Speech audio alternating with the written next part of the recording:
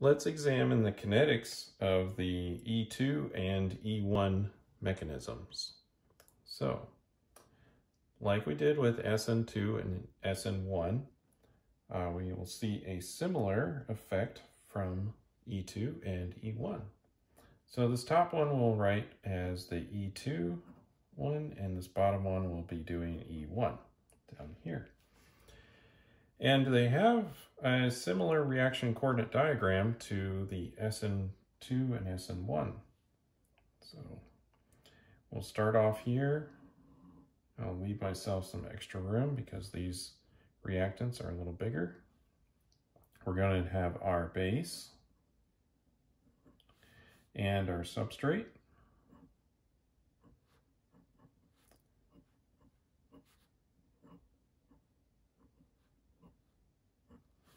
With our leaving group right down here. And then we'll have our activated complex.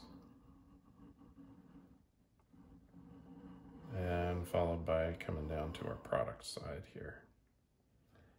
So, while I'm over here, I'm going to go ahead and just draw our products in. So we're going to have conjugate acid. We'll have our new alkene. And we'll have our leaving group. Okay, now that that's out of the way, let's draw what our activated complex looks like. So we'll have a concerted reaction here. So we've got our base. It's starting to form a bond with our hydrogen, which is starting to break its bond with the carbon,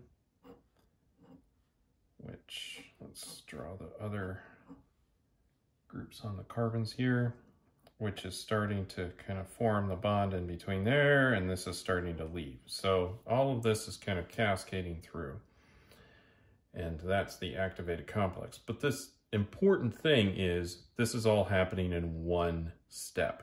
Two molecules coming together for one step.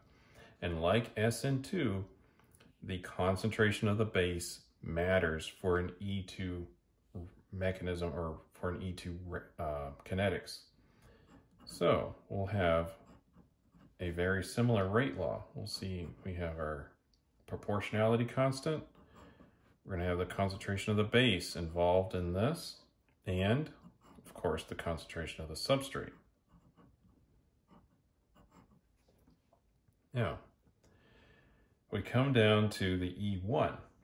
Now, this is very similar to the SN2 energy diagram, or SN1, sorry.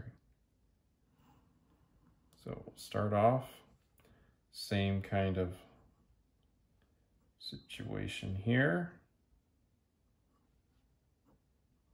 Got our substrate.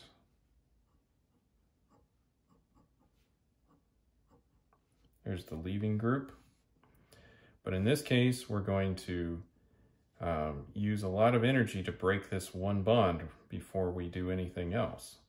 So that will come up here, and we'll have a little dip where that bond is broken,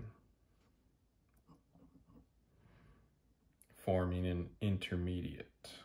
So we still have our base, it's just there. Now we'll have our substrate, but the leaving group is now left, leaving us with a carbocation right there, plus leaving group. Just draw it here.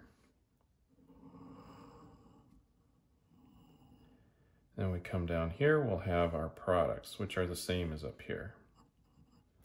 So conjugate acid, the alkene,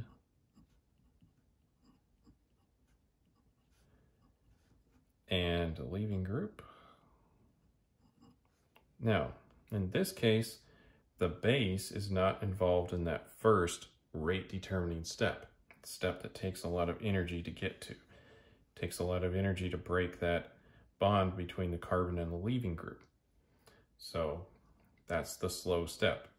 And since that does not involve the base, we have our rate law proportionality constant times concentration of substrate. This rate law does not involve the base. So the identity of the base is not as important for an E1 as it is for an E2, and the concentration. The limiting factor here is this substrate in the E1 mechanism.